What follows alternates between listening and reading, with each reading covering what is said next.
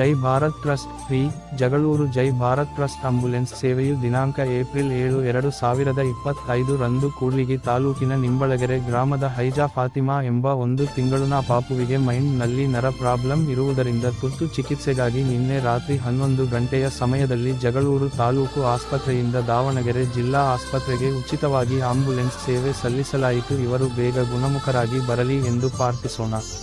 ಪ್ರೀತಿಯ ಸಹೋದರರೇ, ಈ ಟ್ರಸ್ಟ್ನ ಯೂಟ್ಯೂಬ್ ಚಾನಲ್ ಮತ್ತು ಇನ್ಸ್ಟಾಗ್ರಾಮ್ ಮತ್ತು ಫೇಸ್ಬುಕ್ ಕ್ರಿಯೇಟ್ ಆಗಿದ್ದು, ಅದನ್ನು ಈ ವಿಡಿಯೋ ನೋಡುತ್ತಿರುವ ಪ್ರತಿಯೊಬ್ಬರೂ ಲೈಕ್ ಮತ್ತು ಫಾಲೋ ಮಾಡಿ ನಮಗೆ ಸಹಕರಿಸಬೇಕಾಗಿ ವಿನಂತಿ. ಇಂತಿ ನಿಮ್ಮ ಜೈ ಭಾರತ್ ಟ್ರಸ್ಟ್ ಜಗಳೂರು.